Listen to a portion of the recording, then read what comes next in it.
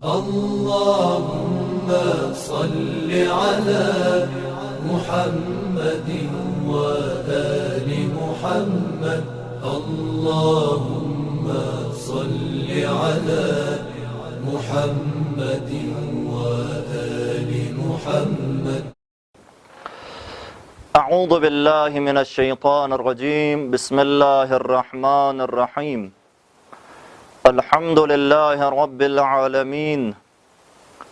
الصلاة والسلام والتحیۃ والاکرام علی اشرف الانبیاء والمرسلین وعلی آلہ الطیبین الطاہرین المعصومین واللعنة الدائمة الباقية على أعدائهم أجمعين من يوم عداوتهم إلى لقاء يوم الدين.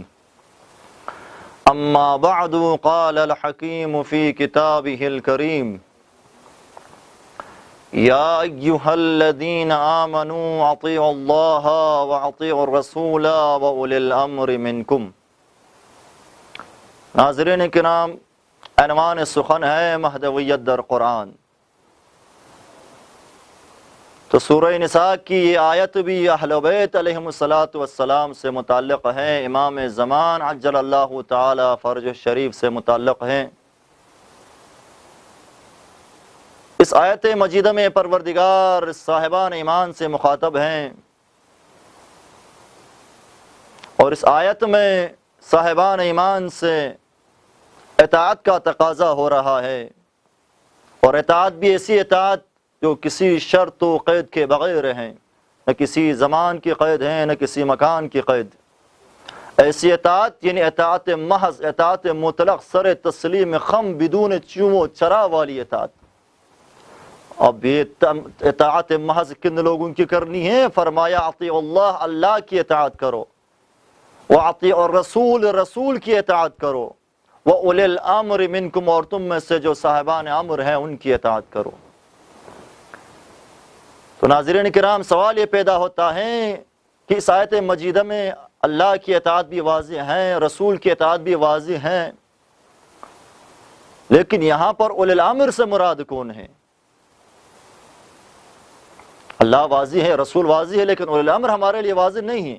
اولی الامر کے مصداق کون لوگ ہیں؟ اولی الامر کون لوگ ہیں کہ جن کی اطاعت کا ہمیں یہاں پر حکم دیا جا رہا ہے؟ تو یہ سوال جب یہ آیت نازل ہوئی تھی تو اسی وقت اس اصحاب کے ذہن میں بھی یہ سوال پیدا ہوا. اس لیے جابر بن عبداللہ الانصاری سے روایت ہے کہ وہ بیان کرتے ہیں: لما انزل اللہ علی نبیہ محمد یا ایہا الذین آمنوا اطیعوا اللہ واطیعوا الرسول اولی الامر منکم، جب خداوند متعال نے اپنے نبی پر یہ آیت نازل کی تو سألت، میں نے سوال کیا، یا رسول اللہ عرفنا اللہ ورسولہ، اے اللہ کے رسول، ہم نے اللہ کو پہچانا، اللہ کے رسول کو پہچانا. ومن اولو الامر الذین قرن اللہ طاعتهم بطاعتک، لیکن اے اللہ کے رسول، یہاں پر اولی الامر سے مراد کون ہے کہ جن کی اطاعت کو پروردگار عالم نے آپ کی اطاعت کے ساتھ بیان فرمایا؟ تو وہاں پر رسول گرامی اسلام نے جواب دیا، فرمایا ہم خلفائی یا جابر، ہے جابر، یہاں پر الامر سے مراد میرے خلفاء ہیں. وَأَئِمَّةُ الْمُسْلِمِينَ بَعْدِي، اور میرے بعد مسلمین کے امام ہیں، مسلمانوں کے پیشوا مراد ہیں. اولہم علی بن ابی طالب، ان میں سب سے پہلا علی بن ابی طالب ہیں. ثم الحسن والحسین، پھر حسن و حسین ہیں. ثم علی بن الحسین، پھر علی بن الحسین ہیں. ثم محمد بن علی، پھر محمد بن علی ہیں کہ المعروف فی التورات بالباقر، جو کہ تورات میں باقر کے نام سے معروف ہیں. ستدرکہ یا جابر، اے جابر تم ان قریب اس کو درک کرو گے، اس کے زمانے کو پالو گے، اس کو درک کرو گے، اس کے زمانے کو پاؤ گے. فَإِذَا لَقِيتَهُ فَقْرَأْهُ مِنِّ السَّلَامِ، جابر جب اس سے ملاقات ہو تو میرا سلام کہنا. پھر فرمایا ثم الصادق جعفر بن محمد، پھر امام صادق ہیں. ثم موسیٰ بن جعفر، پھر موسیٰ بن جعفر ہیں. ثم علی بن موسیٰ، پھر علی بن موسیٰ ہیں.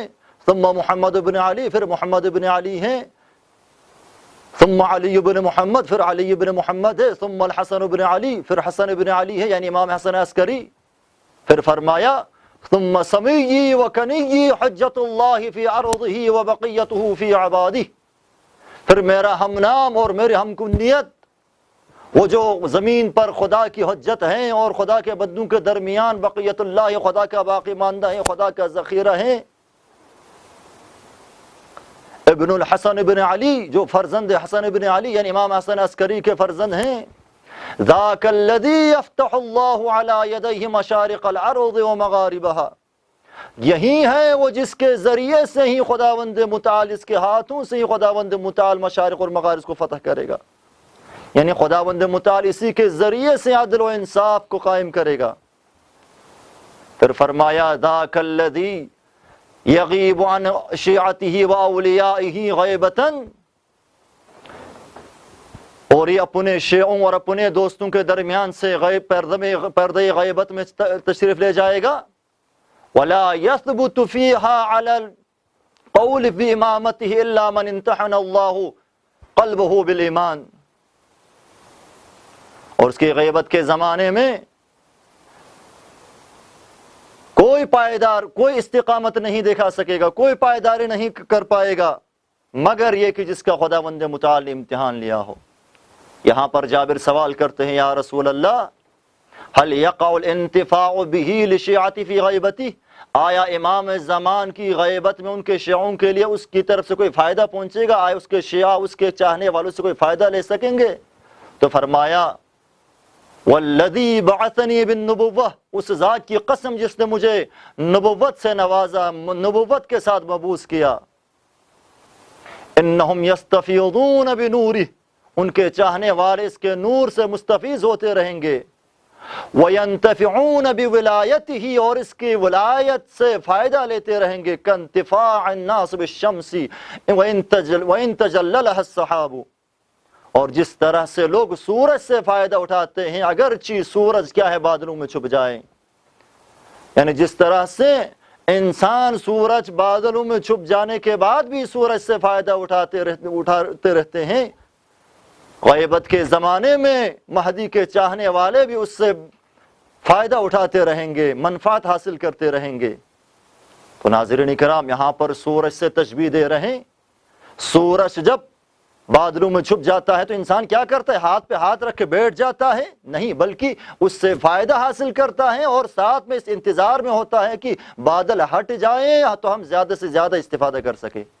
تو امام زمان کے غیبت کے زمانے میں بھی ہم امام علیہ السلام سے فائدہ حاصل کر رہے ہیں، منفعت لے رہے ہیں، اور انشاءاللہ الرحمن امام علیہ السلام کو ظہور کی اجازت ملے گی تو ہم امام علیہ السلام سے اور زیادہ فائدہ لیں گے، اور وہ فائدہ حقیقی فائدہ عدل و انصاف کا قیام ہے.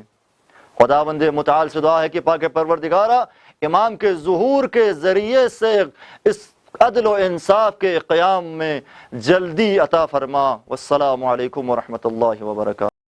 اللهم صل على محمد وآل محمد.